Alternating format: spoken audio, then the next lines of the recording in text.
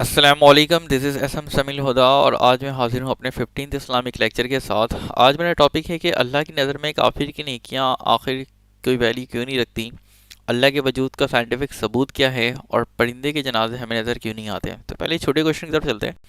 परिंदे के जनाजे हमें आखिर क्यों नज़र नहीं आते। असल में एक लॉजिकल क्वेश्चन है कि अगर फॉर एग्जांपल परिंदे के जनाजे हमें नज़र आए, जानवरों के नज़र आए, तो इंसानों में तो चलो जो मुसलमान हैं वो कब्र के अंदर दफना देते हैं, जो हिंदू हैं वो जला देते हैं, और जो ईसाई वगैरह कुछ हैं वो अपने ताबू को कब्र के अंदर रख देते हैं। तो इंसान खुद मैनेज करते हैं इंसानों के जनाजे को, लेकिन इस तरह जानवरों को तो अल्लाह ने अकल शऊर नहीं दिया है कि वो इस तरह जनाजे मैनेज करें और नमाज जनाजा पढ़ें और दफनाएं वगैरह। तो हमें इनके जनाजे नज़र क्यों नहीं आते हैं। असल में बेसिकली इसका रीज़न ये है कि अल्लाह ताला जो है इनको ऐसा ट्रेन किया हुआ है कि मौत से पहले जो है ना खुद एक जगह चले आते हैं, वीरान जगह पे, और अपने मौत से कबल ही, ताकि अगर ऐसा नहीं होता तो आप इस तस्वीर में देख सकते हैं किस तरह गंदगी है। अगर इस तरह इनको अल्लाह ट्रेन नहीं करता तो जगह जगह हमें बस परिंदे, कौवा, चील, कबूतर और इसी तरह कुत्ते, बिल्ली, ये सब जगह जगह नज़र आते, ताउन फैल जाता, मतलब इंसान चल फिर नहीं सकते हैं जगह रास्तों पर, नई गाड़ियाँ चल सकती, क्योंकि हर तरफ इनके जनाजे ही फैले हुए रहते हैं, हर तरफ कोई ना कोई मरवा रहता। तो अल्लाह ने इसलिए पहले ही ट्रेन कर देता है। अच्छा, दूसरे क्वेश्चन में चलते हैं। अल्लाह के नज़र में काफिर नहीं किया जीरो क्यों है। इसको मैं साइंटिफिक एक लॉजिक से समझाऊंगा। साइंटिफिक लॉजिक का मतलब बता दूं कि साइंटिफिक रीज़न नहीं है, ठीक है, जो मैं भी बता रहा हूँ। साइंटिफिक रीज़न जो है ना वो मैंने अपने पिछले 14 लेक्चर इस्लामिक बनाया था। अगर आप नहीं देखा तो आई बटन में क्लिक करके देख सकते हैं, ये लास्ट में प्ले लिस्ट मौजूद है, वहाँ से देख सकते हैं।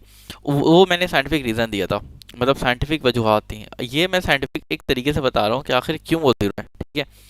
लाइक फॉर एग्जाम्पल मास जो है, आप देख सकते हैं कि अर्थ में भी इंसान का 120 किलोग्राम है और मून में भी 120 किलोग्राम है, लेकिन इंसान का जो वेट है ना वो डिफरेंट है। क्यों? क्योंकि वेट का फॉर्मूला होता है मास मल्टीप्लाई बाय ग्रेविटी, ठीक है। तो अब ग्रेविटी जो है यहाँ पे 10 है तो इसका आंसर 1200 आया, यहाँ पे ग्रेविटी डिफरेंट है तो यहाँ पे 200 न्यूटन आया। इसी तरह अगर मैं स्पेस की बात करूँ तो स्पेस में जो इंसान का वेट है वो ज़ीरो हो जाएगा। क्यों? क्योंकि स्पेस के अंदर ग्रेविटी ज़ीरो हो जाएगी। भले ही उसका मास 50 हो, 100, 200, इससे कोई फर्क नहीं पड़ता, क्योंकि हमें ये मैथ का रूल पता है, anything multiply by zero is zero. Zero से कोई भी चीज़ मल्टीप्लाई होती है तो जीरो हो जाता है। तो इसी तरह जो जन्नत में जाने के लिए सूरह असर में आते हैं ना चार शर्तें, तो उसमें एक ईमान का भी आता है, ठीक है, कि वो उनके अंदर ईमान मौजूद हो, हक और सच की तलकीन तो करते हो, सब्र तो करते हो, नेकियां तो करते हो, लेकिन इन तीन के साथ साथ एक और एक चौथी चीज़ क्या है? ईमान।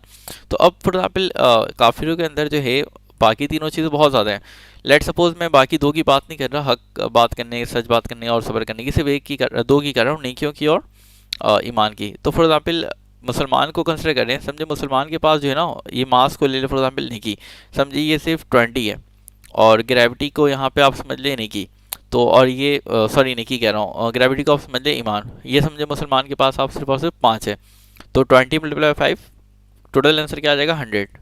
तो मुसलमान के पास फिर भी एक वैल्यू आ रही है 100 की, कि थोड़ा बहुत जन्नत में उसे आने का रास्ता खुल रहा है। लेकिन काफिर जो इतने सदका जारिया काम कर रहे हैं, इतने पैसे दे रहे हैं लोगों को, इतने ऑर्फन्स चला रहे हैं, यतीम खाने चला रहे हैं, ठीक है, या और भी वो भलाई करते लोगों के साथ, या फॉर एग्जाम्पल जैसे मैं अभी यूट्यूब के लेक्चर्स रिकॉर्ड कर रहा हूँ इस्लामिक, और एक अपने पीछे सदका जारिया छोड़ के जाऊँगा, इसी तरह और भी लोगों को इन्वॉल्व करूँगा, मौलाना को, आलिम को, मुफ्ती को अपने साथ, वो भी लेक्चर्स देंगे, वो भी सिखाएंगे इस चैनल के थ्रू।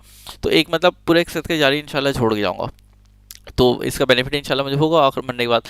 लेकिन अगर यही काम कोई काफिर करे और फॉर एग्जाम्पल वो कूलर वगैरह भी लगा दे कि लोग उससे पानी पीते रहें, या कोई दरख्त लगा दे कि लोग उसका साया लें, या कोई इल्म बेनिफिशियल इल्म छोड़ के जाए, तो उसको मरने के बाद उसका फ़ायदा नहीं होगा। क्यों? क्योंकि लेट सपोज कि मैंने जो अपने यूट्यूब चैनल छोड़ा तो मुझे इसकी नहीं किया, लेट सपोज एग्जाम्पल के तौर पे कह रहा हूँ 200 मिली इसकी नहीं किया, ठीक है। तो 200 और फॉर एग्जाम्पल ईमान जो था मेरे पास वो 10 था, तो 200 मिल 10, 2000 मेरी वैल्यू हो गई। लेकिन काफिर ने जो छोड़ा उसने बहुत सारे काम किए हैं, उसने इल्म भी छोड़ा, उसने ऐप भी छोड़ी, वेबसाइट भी छोड़ी, उसने जो है वो दरख्त भी लगा के छोड़ा, उसने पैसे भी छोड़े, उसने मस्जिदें भी बनवा दी। मस्जिदें तो खैर वो नहीं बनवाएगा क्योंकि वो मुसलमान नहीं है, लेकिन फॉर एग्जाम्पल उसने हेल्प की, और फॉर एग्जाम्पल उसने यतीम खाना बना दिया और पानी वगैरह या दरख्त वगैरह लगा के छोड़ दिया, और उसकी नेकियों का फैक्टर जो यहाँ पे 2 करोड़ हो गया फॉर एग्जाम्पल, ठीक है, यानी मुझसे कहीं ज़्यादा हो गया। लेकिन उसका जो ईमान वाला फैक्टर है ना वो ज़ीरो है, क्योंकि अल्लाह को मानता नहीं है। इस वजह से उसका जो टोटल वैल्यू आएगी 2000 या 2 crore multiply by zero is zero. इस ईमान वाले फैक्टर की वजह से ना उसकी नेकियां ज़ाया हो जाती हैं, और अल्लाह की नज़र में उसकी नेकियां कोई वैल्यू नहीं रखती। अगर उसके अंदर ईमान का फैक्टर होता तो फिर तो वो हमसे भी ऊपर होता।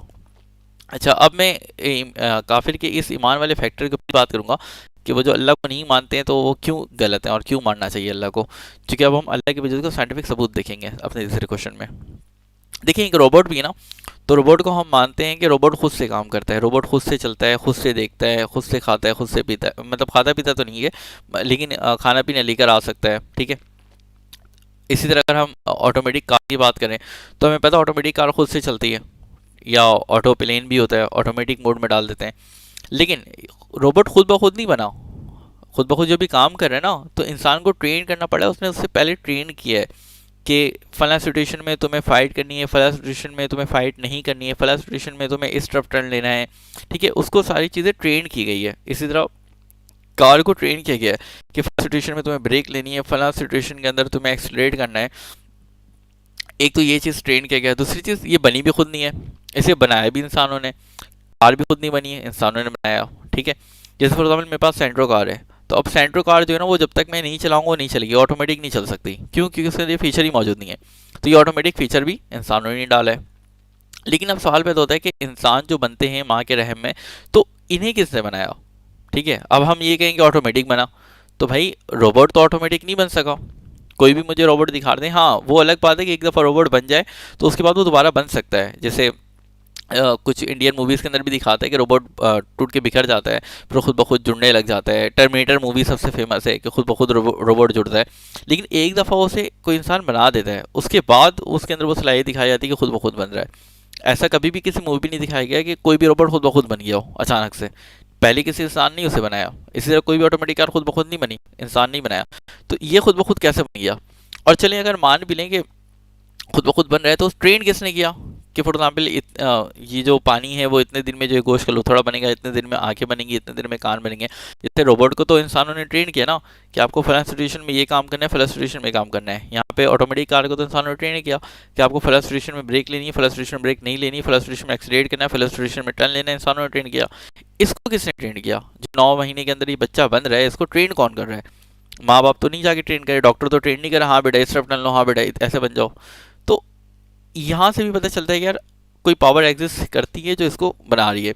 और ये तो चलो एक छोटे पैमाने पे हो रहा है कि एक रोबोट, सिर्फ एक रोबोट की बात हो रही है, सिर्फ एक कार की बात हो रही है, तो उसके एग्जाम्पल में सिर्फ एक इंसान आ रहा है। लेकिन इस पूरी कायनात को कौन ट्रेन कर रहा है?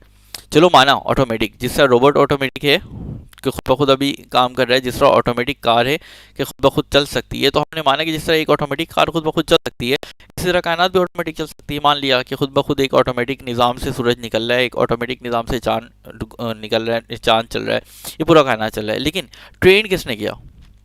अगर ऑटोमेटिक कार खुद ब खुद चल भी रही है तो उसे इंसानों ने ट्रेन किया। अब सवाल पैदा होता है कि अगर ये ऑटोमेटिक निज़ाम कायनात का चल रहा है तो इसे ट्रेन किसने किया? किसी ने तो ट्रेन किया होगा ना। अगर ये बात सच नहीं है कि खुद ब खुद चल सकता है, कि किसी ने ट्रेन नहीं किया, तो फिर खुद ब खुद कार भी चलनी चाहिए, खुद ब खुद रोबोट भी चलने चाहिए, हमें इसे ट्रेन करने की ज़रूरत नहीं होनी चाहिए। अच्छा, ये इस चीज़ को छोड़ भी दें तो एक और सवाल पैदा होता है कि इंसान जो है ना बहुत प्लानिंग करता है। फॉर एग्जाम्पल जैसे मैंने अभी प्लानिंग की है कि ये यूट्यूब लेक्चर जो है वो मेरे इंशाल्लाह मेरे सदक़े जारी का ज़रिया बन जाएंगे, या और लोग मेरे साथ इस कार खैर में हिस्सा लेंगे।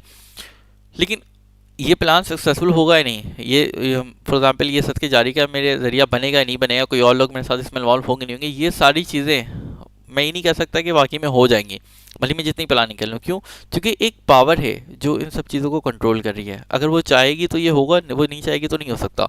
इंसान से प्लानिंग कर सकता है लेकिन वो ये नहीं कह सकता काम होके ही रहेगा, वो डिपेंड करता है अल्लाह के ऊपर।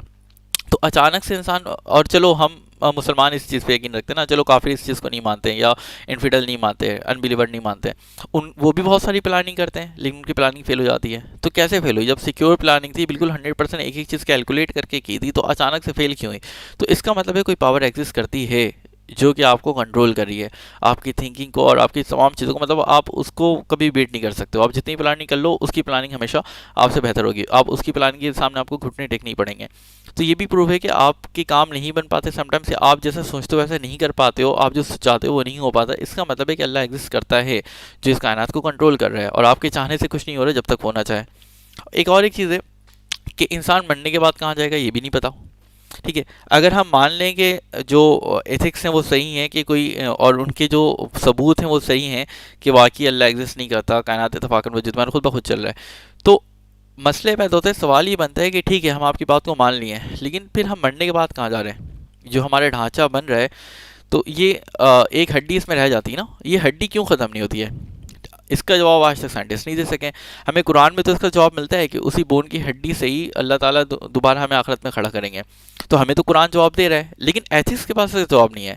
इसका मतलब है कि एथिक्स गलत हैं और कुरान सही है, क्योंकि अगर एथिक्स सही होते हैं तो एथिक्स के पास कुरान का जवाब मौजूद होता। वो होता है ना कि जब आर्ग्यूमेंट्स होते हैं, आइंस्टाइन और न्यूटन लड़ते हैं तो दोनों एक दूसरे में डिबेट करते हैं। फॉर एग्जाम्पल नील बोहर ने रदरफोर्ड को गलत किया तो उसने थ्योरी देकर गलत किया ना, ऐसे थोड़ी बोला रदरफोर्ड को तुम गलत कह रहे हो, नहीं तुम, मैं सही हूँ तुम गलत हो, मैं सही हूँ तुम गलत हो। भाई उसने प्रूफ दिया कि तुम गलत क्यों हो, उसने साबित किया। तो इसी तरह अगर एथिक्स कहते हैं कि इस्लाम गलत है या मुसलमान गलत हैं या कुरान और हदीस गलत है, तो उन्हें सबूत देना चाहिए। उन्हें सिर्फ ज़बानी नहीं कहना चाहिए कि हम सही हैं तुम गलत हो, हम सही हैं कुरान गलत है। उन्हें सबूत देना चाहिए, उन्हें साबित करना चाहिए कि कुरान की बातें किस तरह गलत है। अब कुरान के अंदर तो मौजूद है ना कि इस हड्डी से अल्लाह ताला हमें दोबारा बनाएगा, तो वो इसका रद्द-ए-अमल दिखाएं, उसका जवाब देकर दिखाएं, वो बताएं कि किस तरह की हड्डी मौजूद है, वो इस हड्डी को ख़त्म करके दिखाएं। तो इसका मतलब अल्लाह एग्जिस्ट करता है और उनके पास इसका अल्टरनेट आंसर ही मौजूद नहीं है। कुरान में तो हमें पता चलता है ना कि हम मरने के बाद कहाँ जाएंगे, हमारे साथ क्या होगा, दोज़ख में जाएंगे, जन्नत में जाएंगे, हिसाब किताब होगा, हमें सारी चीज़ें पता चल रही हैं। तो एथिक्स के पास इसका आंसर मौजूद नहीं है, वो इसका जवाब नहीं दे पाते हैं। ठीक है, हम एक लम्हे के लिए मान लेते हैं कि अल्लाह एग्जिस्ट नहीं करता, नौज़ुबिल्लाह, हम मान लेते हैं कुरान भी गलत है, नौज़ुबिल्लाह, हदीस भी नौज़ुबिल्लाह गलत है, हम मान लेते हैं नबी मतलब आखिरी उम्मत नहीं है, हम सब कुछ मान लेते हैं, ऐसी इसकी तमाम सारी बातें मान लेते हैं। लेकिन उनको फिर इसका अल्टरनेट कुछ बताना होगा। ठीक है, हम मान रहे हैं कि कुरान में चीज़ें लिखी हैं वो गलत लिखी हुई हैं, नौज़ुबिल्लाह गलत, माज़ल्ला, हम एक मिनट के लिए अगर उनकी बात सही मान लें माज़ल्ला, तो फिर हमें ये देखना होगा कि वो क्या कह रहे हैं, उनके ओपिनियंस इस बारे में क्या है। तो इस बारे में उनके ओपिनियंस कुछ नहीं है, वो अपनी कोई राय दे नहीं पा रहे हैं। तो वो तो पहली ही हार मान जाए। हाँ, अगर वो कोई अपनी राय देते हैं कि मरने के बाद हमारे साथ ये होगा, कुरान में ये लिखा हुआ है लेकिन वो कहते हैं ये होगा, तो हम फिर कंपेयर करते हैं, हम देखते हैं वाकई में कुरान सही कह रहा है, ये सही कह रहा है, लेकिन वो तो पहली ही हार मान जा रहे हैं, उनके पास तो कोई आंसर मौजूद ही नहीं है कि मरने के बाद हमारे साथ होगा क्या। तो इसका मतलब है कि ऐसी चीज़ गलत है और वाकई में अल्लाह एग्जिस्ट करता है। और ये तो मैंने दो तीन ही चीज़ें बताई हैं। अगर अल्लाह की एग्जिस्टेंस में बात करें तो शायद मैं बोलते बोलते मर जाऊँ यहीं पे, हड्डी हो जाऊँ, मतलब ख़त्म हो जाऊँ, क़यामत आ जाए। लेकिन हम इतनी एग्जांपल्स मौजूद हैं उसकी एग्जिस्टेंस को प्रूव करने के लिए यहाँ कि हम कभी प्रूव नहीं कर पाएंगे। और अल्हम्दुलिल्लाह हम मतलब अगर ये एग्जिस्टेंस नहीं भी होती तो हम सिर्फ कुरान पर यकीन करके उसके वजूद पे ईमान लाते हैं। लेकिन ये मैंने इसलिए लेक्चर बता दिया ताकि कोई काफिर या गैर मुस्लिम इनसे सुन रहा हो तो वो भी इसको समझे और वो भी किसी तरह ईमान लेकर आए, क्योंकि हम मुसलमान तो जन्नत में चले ही जाएंगे इंशाल्लाह, अगर गुनाह की वजह से दोज़ख में गए भी तो निकल गए, लेकिन वो बेचारे हमेशा जहन्नुम में होंगे। तो हमें उनकी भी फिक्र करनी चाहिए कि किसी तरह इस्लाम में आ जाएं और किसी तरह मतलब वो जहन्नुम की आंख से बच जाएं, क्योंकि बहुत तकलीफ़ होगी वो। खैर, इमोशनल हो जाऊँगा, मैं ख़त्म करूँ लेक्चर। अगर लेक्चर अच्छा लगा हो तो इसे लाइक कर दें और कमेंट में बता दें कि मज़ीद किन टॉपिक्स पे आप चाहते हैं वीडियोस बनाऊं, और चैनल को शेयर सब्सक्राइब कर दें अगर इस तक इन्फॉर्मेटिव वीडियोस मज़ीद हासिल करना चाहते हैं तो। और अपने फ्रेंड्स एंड फैमिली के साथ ज़रूर शेयर कर दिया, क्योंकि नॉलेज इनक्रीज़ होती है शेयर करने से।